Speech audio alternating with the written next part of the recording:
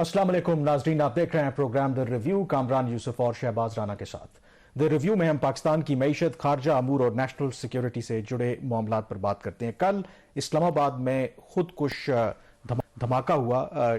यकीनी तौर पर एक जो इस्लामाबाद पुलिस का जवान था वो शहीद हुआ, और अगर बर वक्त उस खुदकुश हमलावर को ना रोका जाता, जो कि वज़ीर दाखिला के मुताबिक उसका जो निशाना था एक हाई वैल्यू टारगेट था, तो नुकसान और भी हो सकता था। लेकिन गुज़िश्ता कई सालों के बाद ये पहला इस्लामाबाद के अंदर ये खुदकुश हमला हुआ है, जिससे एक बात तो वाज़ेह है कि ये जो कलअदम तहरीके तालिबान पाकिस्तान है एक दफ़ा फिर सर उठा रही है, और अब इस्लामाबाद तक उनके जो बमबार हैं वो पहुंचना शुरू हो गए हैं।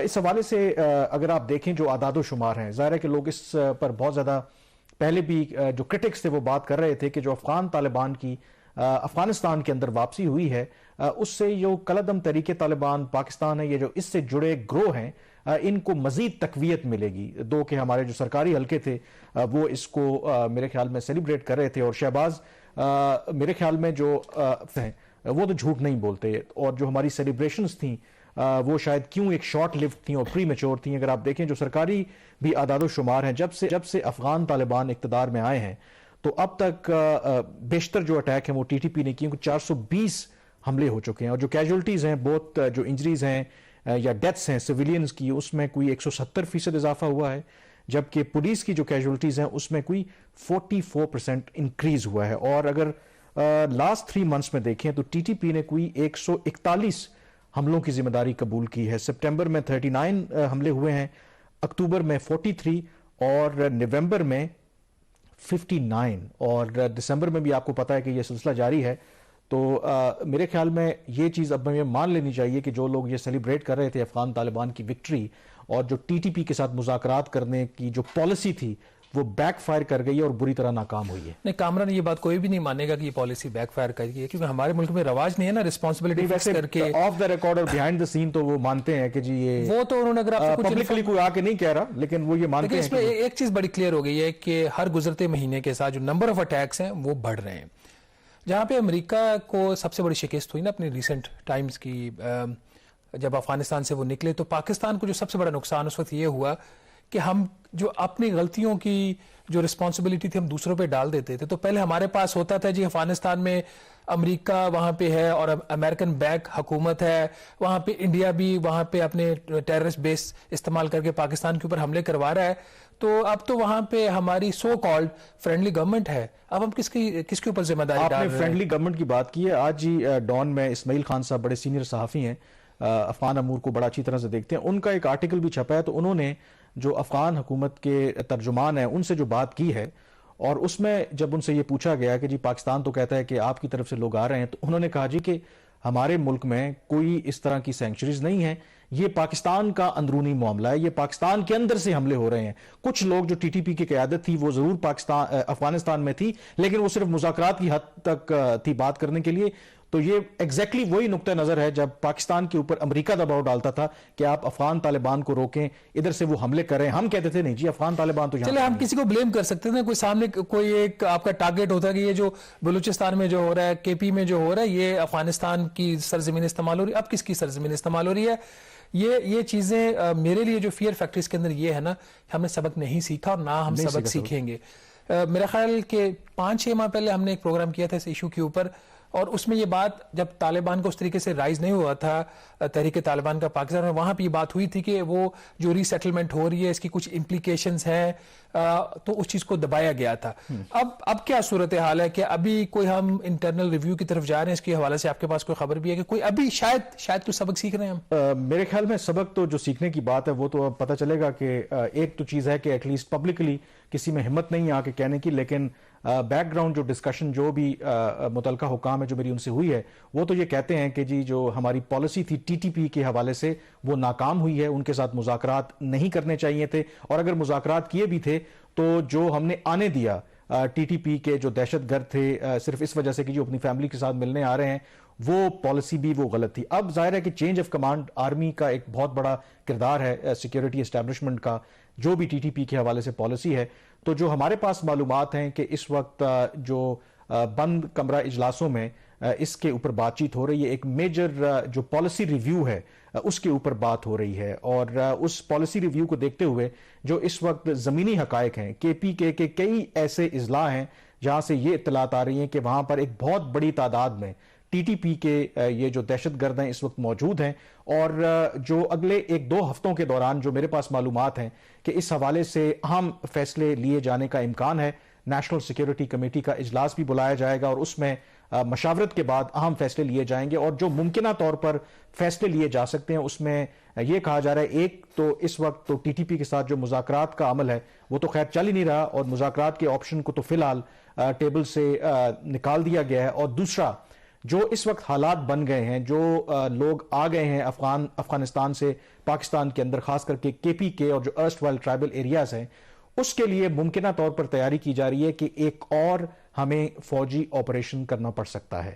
اور اس حوالے سے جو فیصلے ہیں, جیسے میں نے کہا کہ اگلے 2 ہفتوں کے دوران اہم جو اجلاس ہوگا نیشنل سیکیورٹی کمیٹی کا, جو سول اور ملٹری قیادت ہے وہ یہ فیصلہ کرے گی, اور اس کے بعد پھر یہ جو ٹرینڈ ہے اس کو ریورس کرنے کی کوشش کی جائے گی. اب شہباز, اس کے اندر جو سگنیفیکنٹ پہلو ہے, دیکھیں ہماری معاشی حالت تو ویسے ہی آپ کو پتہ ہے بڑی کمزور ہے, اور ماضی میں جب ہم نے فل سکیل وہ سوات ہو, وہ نارتھ اور ساؤتھ وزیرستان ہو, جہاں جہاں ہم نے آپریشن کیے, تو اس وقت آپ کو یاد ہے کہ کہیں نہ کہیں امریکہ کے ساتھ ہماری کوآپریشن چل رہی تھی, کولیشن سپورٹ فنڈ کے نام پہ یا سیکیورٹی فنڈ کے نام پہ وہ ہماری مدد کر رہے تھے. اب جب آپ کے پاس ریسورسز کی ویسے ہی کمی ہے, اور ایسی صورت میں اگر آپ کو ایلوکیٹ کرنے پڑتے ہیں ایک نئے فوجی آپریشن کے لیے مزید ریسورسز, تو اس کے جو امپلیکیشنز ہیں وہ بہت میرے خیال میں گریو ہیں.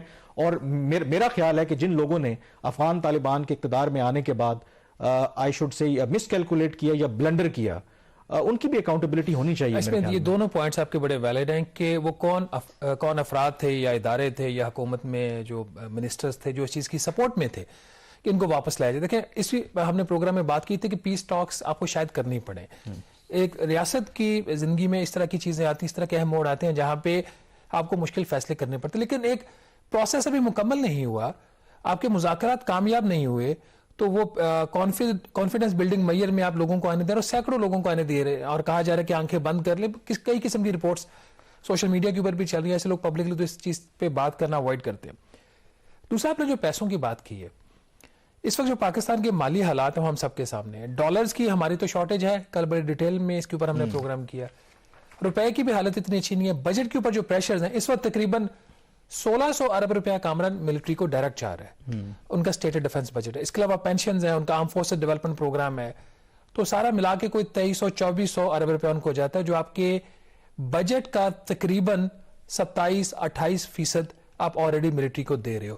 اس کے علاوہ جو اسپیشل سیکورٹی ڈویژنز ہم نے کھڑی کی ہوئی ہیں سی پیک کی سیکورٹی کے لیے, اس کے پیسے اس کے علاوہ جا رہے ہیں. پھر جو بارڈر کے اوپر ہم جو خاردار تاریں لگانی تھی انہوں نے, اس کے پیسے لادا جا رہے ہیں, تو ملٹری کو اچھا خاصا ایک بجٹ جا رہا ہے.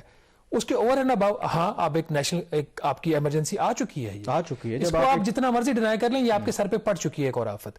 تو اس کا اگر آپریشن ہوگا تو اس کا بھی جو خرچ ہوگا وہ سینکڑوں بلینز آف روپیز میں ہوگا. جو ہیومن لائفز ہیں وہ تو اپنی جگہ پہ, ان کا وہ جو لوگ وہاں اللہ نہ کرے کو بہت بڑی کیجولیٹیز ہوں, لیکن جب اس طرح کے آپریشنز ہوتے ہیں پھر دونوں طرف سے تو پھر نقصان ہوتا ہے نا, کولیٹرل ڈیمیج بھی ہوتا ہے, سیویلینز کا بھی ہوتا ہے, پھر اللہ نہ کرے جس قسم کی سوسائڈ اٹیکس کا پھر ایک نیا سلسلہ چل پڑتا ہے. تو میرا خیال ہے جہاں سے ابھی ہم نے بات شروع کی تھی کہ سبق کوئی نہیں سیکھ رہا ہے اس ملک کے اندر, اور جس کی وجہ سے ہم اس حالت میں پہنچ چکے ہیں. اب شاید ہمارے پاس جب کوئی آئے گا, بلکہ آپ نے کہا کہ آپریشن کے پیسے, میں آپ کو ایک واقعہ بتا دیتا ہوں. پچھلے دنوں ہماری ملاقات ہوئی خیبر پختونخوا کے فائنانس منسٹر سے, تو انہوں نے کہا جی کہ ہم سے رابطہ کیا گیا ہے کہ ہمیں اضافی پیسے دیے جائیں. وہاں پہ آپ کو پتہ لا انفورسمنٹ ایجنسیز کی نیڈز کے پی میں تو بڑھ رہی تھی, یہ تو اب اسلام آباد میں اٹیک ہوا تو ہمیں محسوس ہوا نا کہ کچھ ہو رہا ہے. بالکل. تو کہہ رہے جی کہ میرے پاس پیسے نہیں تھے, میرے پاس تنخواہ دینے کے لیے پورے پیسے بڑی مشکل سے ہوتے ہیں, وفاق نے میرے پیسے دینے کے پی کی حکومت, تو میں ان کو پیسے کہاں سے دوں.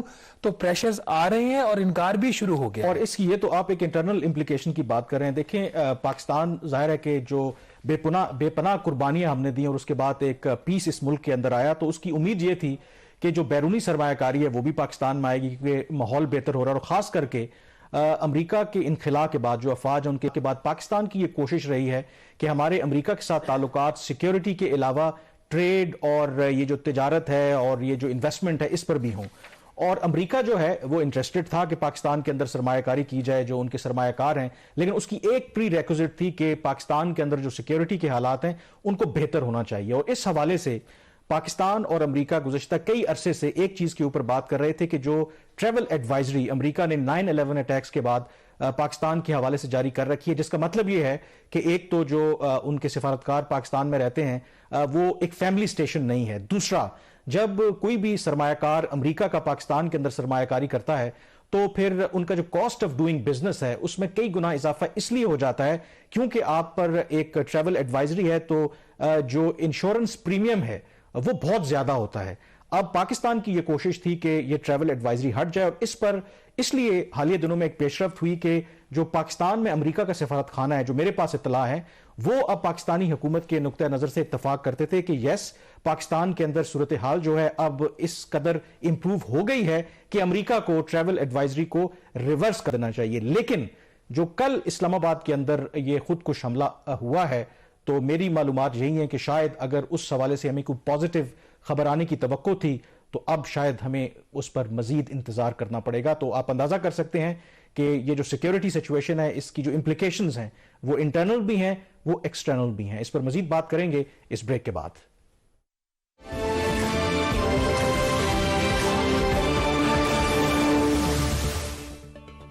جی, بریک کے بعد ایک دفعہ پھر آپ کو خوش آمدید کہتے ہیں. ہم بات کر رہے ہیں کہ جو کالعدم تحریک طالبان کے حملوں میں جس تیزی سے اضافہ ہو رہا ہے اور اس کی جو امپلیکیشنز ہیں اس حوالے سے, اور ہمارے ساتھ اس وقت واشنگٹن سے اسکائپ پر موجود ہیں ڈاکٹر اسفن یار میر.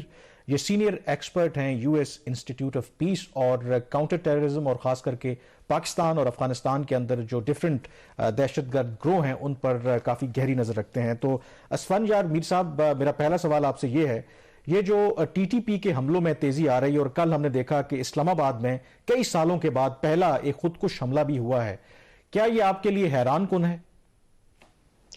جی کامران, پہلے تو یہ جو تیزی آ رہی ہے یہ ایک عرصے سے آ رہی ہے, اور جہاں تک اسلام آباد کے اٹیک کا تعلق ہے یہ پچھلے ایک مہینے کا لگ بھگ 5واں سوسائڈ بام اٹیک ہے جو ٹی ٹی پی یا اس سے ریلیٹڈ گروپ نے کلیم کیا ہے. سو 5واں یہ اٹیک ہے. دسمبر کے مہینے میں 53 حملے ٹی ٹی پی نے کلیم کیے ہیں, اور اس سال 2022 میں مجموعی طور پر ٹی ٹی پی نے 350 حملے ابھی تک کلیم کر لیے ہیں, جس میں 3 سے 4 مہینے سیز فائر کے بھی شامل تھے. اس کے باوجود 350 حملے ہوئے ہیں, اور پچھلے سال 2021 میں ٹی ٹی پی نے 280 کے قریب حملے کلیم کیے تھے. سو ایک گریجول ایسکلیشن ہے جو کہ جو لوگ کلوز واچرز ہیں ان کو تو کافی عرصے سے نظر آ رہا تھا, اور یہ لگ رہا تھا کہ یہ وائلنس اب مین لینڈ پاکستان کی طرف سپل اوور ہوگا. جو ایک ایریا علاقہ جہاں پہ اس وقت بہت زیادہ وائلنس ہے, آپ ایک طرح سے کہہ سکتے ہیں جہاں پہ ایک کانفلکٹ کی آگ نظر آ رہی ہے, وہ ہے ساؤتھ کے پی کا. ساؤتھ وزیرستان, نارتھ وزیرستان, ٹانک, ڈیرہ اسماعیل خان, بنو, لکی مروت, یہاں پر بہت زیادہ وائلنس ہے, اور وہاں پر security forces in particular police بہت پریشر میں لگ رہی ہے. اچھا میر صاحب, یہ تو کافی ایک الارمنگ سناریو ہے. اس میں اب صورتحال جو بن رہی ہے, آپ کے خیال میں اس کے پیچھے وجوہات کیا ہیں؟ جو افغانستان میں ایک رجیم چینج ہوا وہ وجہ تھی, یا پھر اس کے کانسیکوینس میں جو پاکستان نے فیصلہ کیا کہ وہ کالعدم تحریک طالبان کے ساتھ وہ مذاکرات کریں گے؟ جی میرے خیال میں جو سب سے بڑی وجہ ہے وہ تو طالبان کا افغانستان میں واپس آنا, اور اس کے بعد ان کا ٹی ٹی پی کو ایک طرح کا پولیٹیکل اسائلم دینا. یہ میرے نزدیک یہ سب سے بڑا فیکٹر ہے, جس کے نتیجے میں ٹی ٹی پی نے بہت سپیس پائی ہے افغانستان میں. وہاں پر ان کی پوری لیڈرشپ موجود ہے. افغانستان کا صوبہ پکتیکا, اس کے چند علاقے ابھی بھی ٹی ٹی پی کی سینئر لیڈرشپ کو ہوسٹ کریں. ایک طرح کا آپ اس علاقے کو ٹی ٹی پی کا نرو سینٹر کیپٹل کہہ سکتے ہیں. پھر اس کے ساتھ ساتھ ان کے فائٹرز وہاں پر ٹرین کر پا رہے ہیں، ریکروٹ کر پا رہے ہیں، وہ فائٹرز کو ریکروٹ کر پا رہے ہیں، فنڈ ریز کر پا رہے ہیں. سو اس کی وجہ سے بہت زیادہ ٹی ٹی پی کی کیپیسٹی، ان کی پولیٹیکل کوہیژن میں اضافہ ہوا ہے. لیکن اس کے ساتھ پاکستان کا فیصلہ کہ وہ ٹی ٹی پی سے نیگوشیٹ کرے گا، اس کا بھی ایک بہت چلنگ سگنل گیا ہے. اس کے نتیجے میں لوکل علاقوں میں اور اس کے ساتھ ساتھ افغانستان اور ملکہ ڈسٹرکٹس میں پاکستان کے وہاں پر یہ ایک طرح کا میسج گیا ہے کہ ٹی ٹی پی بہت اسٹرینتھ رکھتی ہے، جس کی وجہ سے پاکستانی ریاست ان سے ان کی ٹرمز کے اوپر نیگوشیٹ کرنے کو، بات کرنے کو، یہاں تک کہ انہیں کنسیشنز دینے کو تیار دکھائی دیتی ہے. اچھا، اس میں ایک میر صاحب دیکھیں پبلکلی اب یہ تو پہلے بھی ہمیں پتا تھا کہ کئی ماہ پہلے جب ہمارے ٹی ٹی پی کے ساتھ مذاکرات ہو رہے تھے تو جب انہوں نے سیز فائر کی تو کچھ جو بلکہ بڑی تعداد میں جو ٹی ٹی پی کے دہشت گرد تھے، ممبرز تھے، ان کو پاکستان آنے دیا گیا.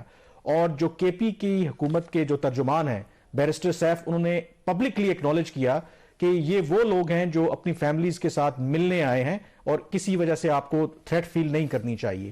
تو آپ کو لگتا ہے کہ بے شک افغان طالبان کے آنے کے بعد ٹی ٹی پی کو سپیس ضرور ملی، لیکن جو ڈیسائسو فیکٹر تھا کہ ہم نے ان کو الاؤ کیا، ٹی ٹی پی کے جو فائٹرز تھے یا دہشت گرد تھے، وہ ایک بہت بڑی وجہ بنی جس کی وجہ سے ہمارے ملک میں اب دہشت گردی جو ہے بڑی تیزی سے بڑھ رہی ہے؟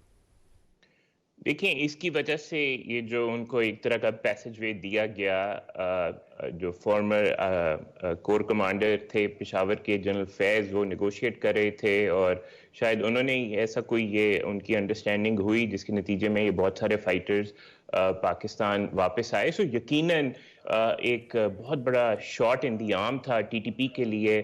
ان کے لوگ جو پاکستان میں جب داخل ہوتے تھے تو ان کو مشکل پیش آتی تھی.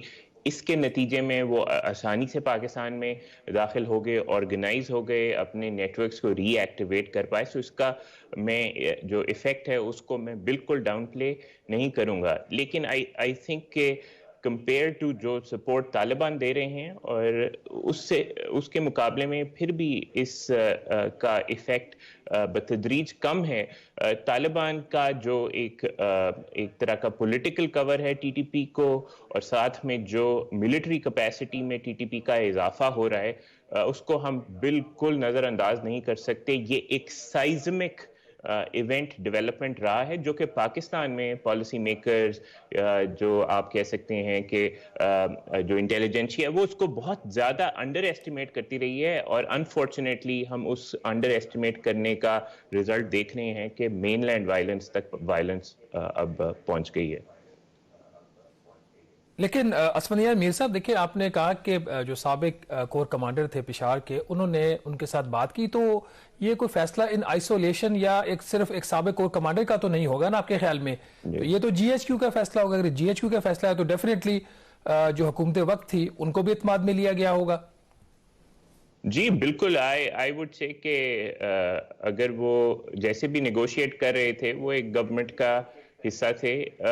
سو اس ڈیسیجن کا اونرشپ سب کو لینا ہوگا. یو سی، اگر وہ چیز کاؤنٹر پروڈکٹیو ثابت ہوئی ہے یا ایک طرح سے بالکل it hasn't turned out the way they thought it would, I think everyone needs to take responsibility for that particular step.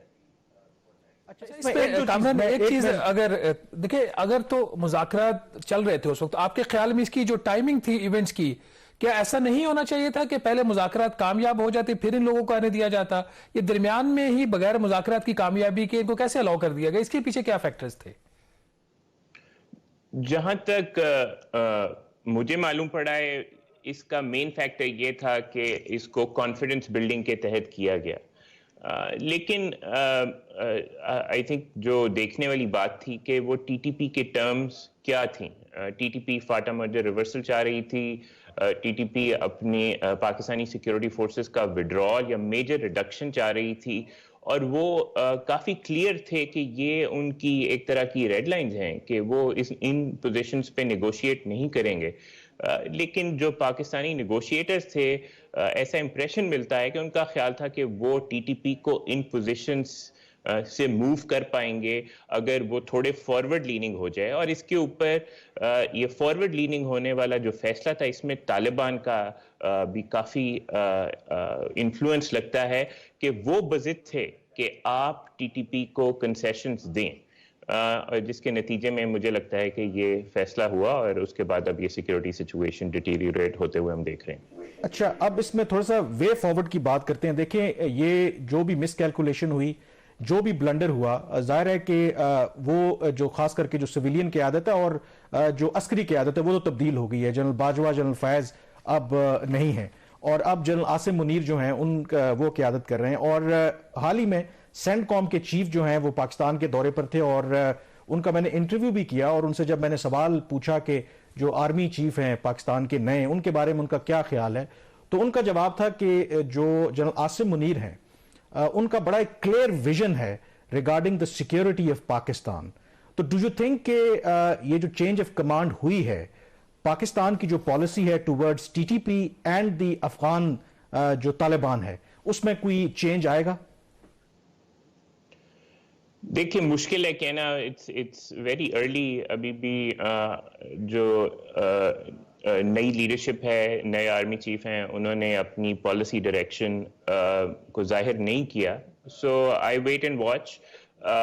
I think past کو میں بھی دیکھ رہا ہوں, آپ بھی دیکھ رہے ہیں, ہم سب جانتے ہیں.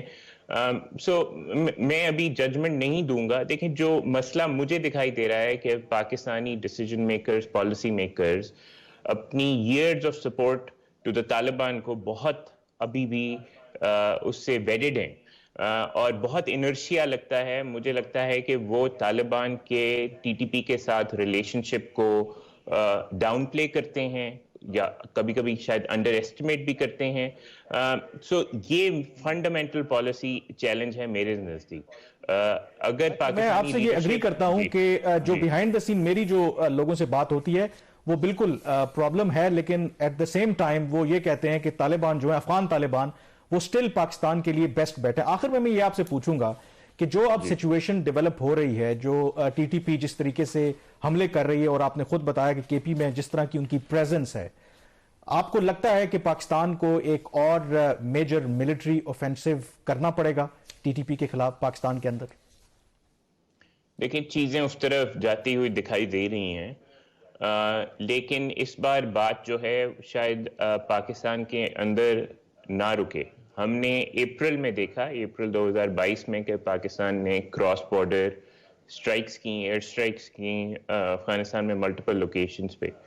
چونکہ ابھی بھی ٹی ٹی پی کی لیڈرشپ بارڈر کے اکراس ہے, مجھے لگتا ہے کہ پاکستانی جو ڈیسیجن میکرز ہیں وہ کراس بارڈر ایکشن کو بھی کنسیڈر کریں گے. سو یہ خاصا ایک بڑا مسئلہ ہے, اور یہ جو کراس بارڈر ایکشن ہے اس کی پالیٹکس اور بھی کمپلیکیٹڈ ہے, especially since the strike against Ayman al Zawahiri, al Qaeda کے leader, by the United States. تو جو افغان پالیٹکس میں بھی اس کے بہت بڑے ریپرکشنز, امپلیکیشنز ہوں گے. طالبان آلریڈی آئسولیٹ ہو رہے ہیں اپنے فیصلوں کی وجہ سے. سو آئی تھنک یہ جو ٹی ٹی پی کا گروئنگ تھریٹ ہے, یہ ریجنل پالیٹکس کے لیے ایک بہت بڑا مسئلہ بن گیا ہے, اور آئندہ آنے والے دنوں میں پاکستانی لیڈرشپ کو بڑے فیصلے کرنا ہوں گے. بہت شکریہ اسفند یار میر پروگرام کرنے کے لیے. یہاں پہ بریک لیں گے, اور بریک کے بعد ذکر کریں گے کہ ایف بی آر اس وقت کس مشکل سے دوچار ہے. بریک کے بعد اس پہ بات کریں گے.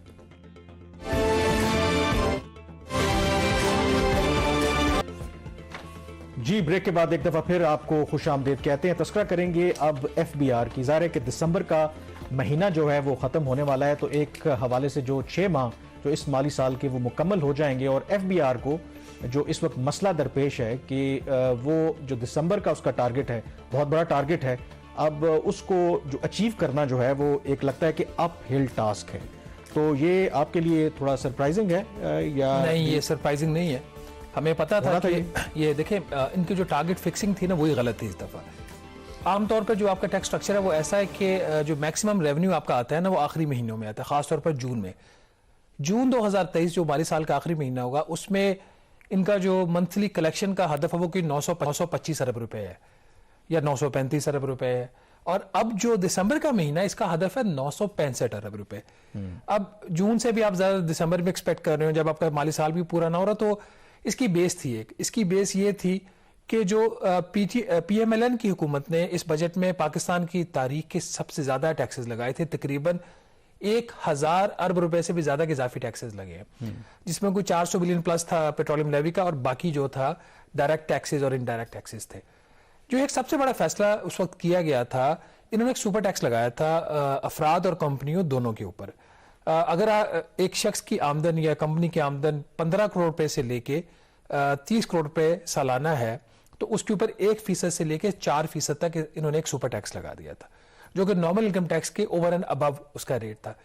پھر چونکہ جو اسے صورتحال بن رہی تھی, انہوں نے جو بجٹ پیش کیا پارلیمنٹ میں وہ ایک بڑا فالٹی بجٹ تھا, اور اس میں بڑے گیپس تھے. ہم پہلے دن سے کہہ رہے تھے, آئی ایم ایف ان کے بجٹ کو ماننے کو تیار نہیں تھا.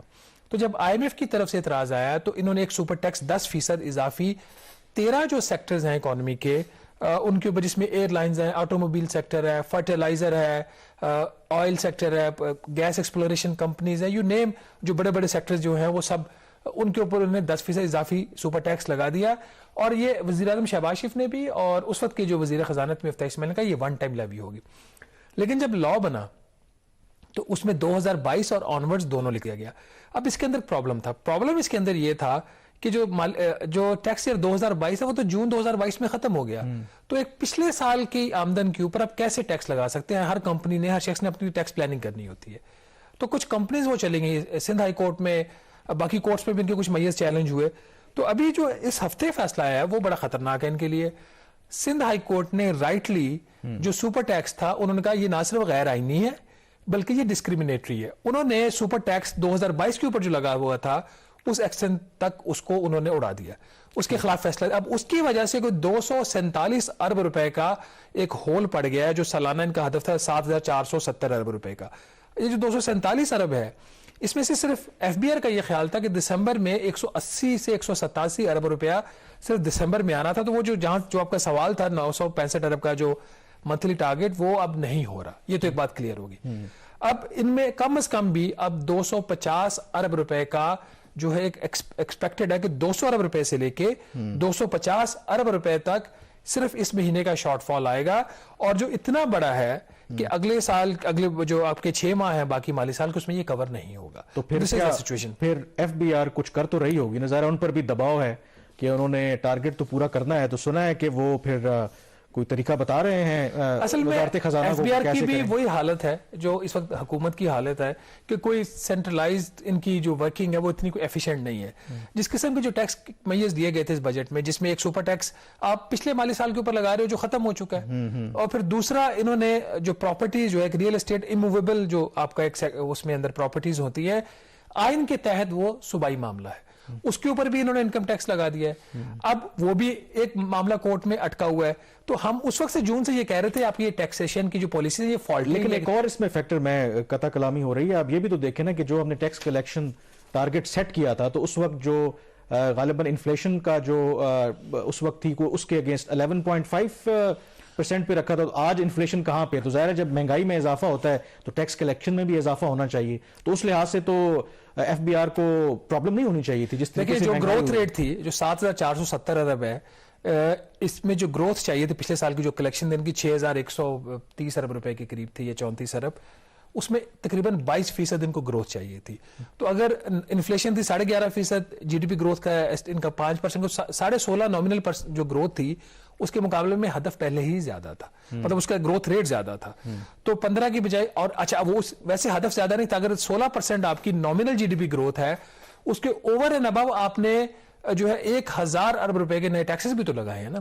تو جو پہلے آپ کے تھے 5 ماہ اس مالی سال کے, جولائی سے لے کے نومبر تک ایف بی آر نے جو اپنے جو اہداف ہے منتھلی, اس میں ایک آدھ مہینے کو چھوڑ کے انہوں نے حاصل کیے اور آپ کی کلیکشن ایز پر ٹارگٹ جا رہی تھی. لیکن جو آپ نے کہا ہے نا کہ وہ بڑا آپ مہنگائی کی شرح اس وقت کو 25%, اور جو ایف بی آر کی کلیکشن میں گروتھ آ رہی تھی وہ آ رہی تھی 15%. تو ابھی بھی اگر 25% مہنگائی کی شرح ہے اور کلیکشن میں اضافہ ہو رہا ہے 15%. 10% جو ہے یہ لیکیج ہے سسٹم کے. اچھا، یہ لیکیج ہے ان تو کی انیفیشنسی یہ انیفیشنسی اگر ان کی ہوتی تو پھر یہ شارٹ فال بھی نہ تھا. یہاں پہ بریک لے لیتے ہیں اور بریک کے بعد جو میں نے آپ سے سوال کے ظاہر ہے کہ ٹارگٹ تو پورا کرنا ہے, تو ایف بی آر اس حوالے سے کیا انہوں نے سجیشن دیا اور کیا وزارت خزانہ کو وہ سجیشن قابل قبول ہے؟ بریک کے بعد اس پہ بات کریں گے.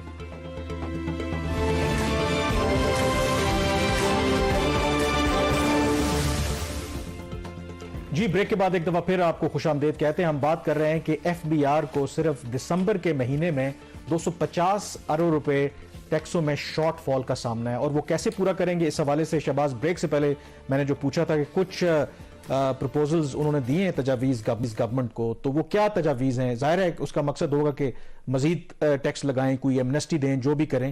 تو کیا اس وقت صورت ہے؟ اسحاق ڈار صاحب اس ہفتے گئے تھے F B R headquarters, وہاں پہ ایک پریزنٹیشن ان کو ہوئی اور اس میں 2 بڑی تجاویز ان کو دی گئی. ایک تو یہ کہ جو فاٹا اور پاٹا مرج ہو گئے ہیں خیبر پختونخوا میں, وہاں پہ انہوں نے ایک پرپوز کیا ایف بی آر نے کہ وہاں پہ گاڑیاں جو ہیں, چونکہ ابھی ان کا جو قانون ہے اس کے تحت وہاں پہ نان کسٹم پیڈ گاڑیاں وہاں پہ چلتی ہیں. تو ایف بی آر نے ایک تجویز یہ دی ہے کہ وہاں پہ جو نان کسٹم پیڈ گاڑیاں جس کا تخمینہ تقریباً 1.5 لاکھ گاڑیوں سے لے کے 2.5 سے 3 لاکھ گاڑیاں جو ہے وہ نان کسٹم پیڈ ہے. آئینی طور پر جون 2023 تک فاٹا کو جو ایریاز ہیں وہ ایکس فاٹا اس کو ان ٹیکسز سے ایگزمپشن ہے. تو جولائی میں اگر حکومت اس میں ایگزمپشن کو جو ابھی ہے اس کو ایکسٹینڈ نہیں کرتا فاٹا میں, جیسے آپ کو پتا حالات پھر خراب ہونا شروع ہو گئے, تو ایک اور اب کیمپین شروع ہو جائے گی کہ وہاں پہ جو ٹیکس کی مارات ہیں, جو چھوٹ آپ نے دی ہوئی اس کو فردر ایکسٹینڈ کر دیں. اس کے لیے پھر آئین میں شاید ترمیم کرنی پڑے یا ٹیکس لاز میں تو ترمیم کرنی پڑیں گی. تو اگر تو وہ حکومت ایکسٹینڈ نہیں کرتی اور 30 جون 2023 کو فاٹا کی ایگزمپشن کا جو ایک وہ اس کا سٹیٹس ہے وہ ختم ہو جاتا ہے, تو ان گاڑیوں کا کیا ہوگا؟ تو اس کے لیے ایف بی آر نے تجویز یہ دیا ہے کہ آپ اس کو ابھی سے ٹیکس ایمنسٹی دے دو ان گاڑیوں کے اوپر, جس سے ان کے خیال میں منیمم کو 30 ارب روپے کا ایک اضافی ریونیو آ جائے گا. لیکن اب حکومت جس سٹیج سے گزر رہی ہے فیصلہ سازی ہو نہیں رہی, ہر چیز ان کی رکیا بن کا یہ ساری توجہ یہ ہے کہ ان کے لیڈران کیسے واپس باہر سے آ جائے, جو کیسز ہیں وہ کیسے ختم ہو جائیں, یا پھر یہ کہ الیکشنز ہیں اس میں کچھ پی ٹی اے سے گیو اینڈ ٹیک ہو جائے, کیسے نکلا جائے, تو وہ فیصلہ نہیں. دوسرا جو پرپوزل وہاں پہ یہ پیش ہوا تھا کہ جو آپ کے امپورٹس ہیں اس کے اوپر 1% سے لے کے 3% تک اضافی کسٹم ڈیوٹیز لگا دی جائے, جو کہ ان کا بڑا فیورٹ سبجیکٹ ہوتا ہے. تو اگر یہ لگ جائے تو ان کا خیال ہے منیمم 50 ارب روپیہ اضافی ریونیو آ سکتا ہے. اچھا, یہاں پہ میں نے خبر میں تو 50 ارب بھی رپورٹ کیا, اگر 3% ڈیوٹیز لگ جائیں تو منیمم 125 ارب روپے کا اضافی ریونیو پورے سال میں آتا ہے. تو اگر یہ 6 ماہ ہے تو 75 ارب تو آپ کا 60 سے 75 ارب کے درمیان, کیونکہ یہ نمبر ہمیشہ انڈر رپورٹ کرتا ہے ایف بی آر. جیسے ابھی ہم سپر ٹیکس کی بھی بات کریں 247 ارب کا جھٹکا لگا, اب ہمیں پتا چلا ہے بجٹ میں انہوں نے دعویٰ کیا تھا کہ ٹوٹل اس کا امپیکٹ کو جو ہوگا وہ 180 ارب روپے سے زیادہ نہیں. اتنی غلط بیانی, بلکہ 120 ارب بتایا تھا, اتنی غلط بیانی some times F B R کرتا ہے. تو اگر کسٹم ڈیوٹیز بھی لگ جاتی ہیں تو وہ اس کی وجہ سے بھی ان کا خیال ہے کہ منیمم 50 ارب کا ریونیو آ جائے, لیکن وہاں پہ بھی فیصلہ نہیں ہو پایا. تو یہ جو انڈیسائسونیس ہے نا وہ بہت ساری جو چیزوں کو ابھی روکے ہوئے. ایک اور جو پرابلم اس میں یہ بھی آ رہا ہے نا کہ امپورٹس آپ کی ویسے ہی جو ہے وہ کم ہو رہی ہیں. جو 19 دسمبر تک کا فگر میں نے چیک کیا تھا, 19 دسمبر تک جو امپورٹس ٹوٹل اس مالی سال میں وہ $29 بلین کی ہوئی ہیں, جس میں 22% کمی ہے. اور یہ 29 ارب ڈالر کی جو امپورٹس ہیں اس میں جو تقریباً 12 ارب ڈالر ایسا ہے جن کے اوپر آپ کی کسی قسم کی ڈیوٹی ٹیکس نہیں ہوتا, وہ اسینشل ہوتی ہیں. تو 70 ارب ڈالر کی امپورٹس کو یہ کہہ رہے ہیں کہ اس بیس کے اوپر یہ ٹیکس لگا, وہ بھی فیصلہ نہیں ہوا. تو اس کا مطلب یہی ہے کہ جو 7,470 ارب روپے کا جو ٹارگٹ ہے یہ اب وہ میرے خیال میں اور یہ حاصل نہیں ہوگا, پھر اس کی وجہ سے بجٹ خسارہ بڑھے گا, بجٹ خسارہ بڑھے گا تو آئی ایم ایف کا دباؤ آئے گا. بریک پروگرام ختم کرنے سے پہلے ظاہر ہے کہ سود سے پاک جو بینکاری ہے, ظاہر ہے کہ وہ فیڈرل شریعت کورٹ کا جو ایک فیصلہ آیا تھا, تو اب لگتا ہی ہے کہ گورنمنٹ اس میں سنجیدہ ہے. اسحاق ڈار صاحب نے اور ایک وہ سٹیئرنگ کمیٹی بن گئی ہے کہ پاکستان کے اندر جو ہے نا سود سے پاک بینکاری کو متعارف کروایا جائے, یا سارا جو نظام ہے ہمارا وہ سود سے پاک ہونا چاہیے. تو اس حوالے سے کیا اپڈیٹ ہے؟ مجھے ابھی بھی اس پہ ڈاؤٹس ہیں. دیکھیں ڈار صاحب کا ایک اپنا پرسنل ان کا ایک ریلیجیس ان کی کونوٹیشن ہے, تو میں ان کی نیت پہ شک نہیں کرتا, بٹ میرا خیال ہے کہ اتنی آسانی سے یہ جو فیڈرل شریعت کورٹ کا فیصلہ ہے وہ امپلیمنٹ نہیں ہوا, کیونکہ گورنمنٹ نے جو گورنمنٹ کے ادارے انہوں نے اپیلیں واپس لی ہیں. ابھی جو پرائیویٹ بینکس ہیں ان کا تو وہ تو انہوں نے چیلنج کیا ہوا ہے. تو ایک تو یہ چیز.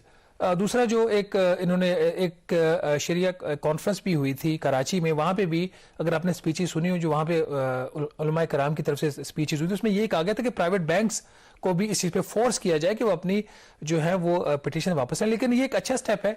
कल इन्होंने अगर हुकूमत करना चाहती है तो इन्होंने कल अब एक स्टेयरिंग कमेटी नोटिफाई कर दी है, डार साहब उसको चेयर करेंगे, उसमें रिलीजियस स्कॉलर्स भी हैं, लीगल एक्सपर्ट्स भी हैं।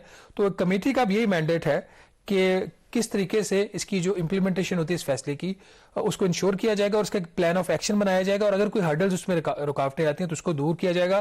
तो but it's a long drawn process, ये इतनी जल्दी इसके ऊपर कोई इमीडिएटली कोई मुझे कुछ सोल्यूशन होता हुआ नजर नहीं आ रहा। हाँ, तो लेट्स सी कि इवेंचुअली क्या होता है। 5 साल का ज़ाहिर है कि वक्त दिया है फेडरल शरीयत कोर्ट ने कि तमाम जो पाकिस्तान के अंदर बैंकिंग होती है उसको शरिया कंप्लाइंट या जो सूद से पाक जो बैंकारी है वो होनी चाहिए। ऑलरेडी पाकिस्तान के अंदर ज़ाहिर है कि इस्लामिक बैंकिंग मौजूद है, लेकिन ये भी उसके ऊपर भी बहुत ज़्यादा डिबेट्स होती रहती हैं कि क्या हकीकी मानों में वाकई वो इस्लामी बैंकिंग है या सिर्फ नाम को तब्दील कर देने से वो इस्लामी बैंकिंग हो जाती है। नेवरदलेस ज़ाहिर है कि अब एक अदालत का हुक्म है, उस पर अमल दरामद तो करना पड़ेगा, अनलेस कि सुप्रीम कोर्ट उस हवाले से कोई और जजमेंट दे या उस डिसीजन को ओवरटर्न कर दे। आज के द रिव्यू से इतना ही। मुझे कामरान यूसुफ और शहबाज राना को अब इजाज़त दीजिए। अल्लाह हाफिज़।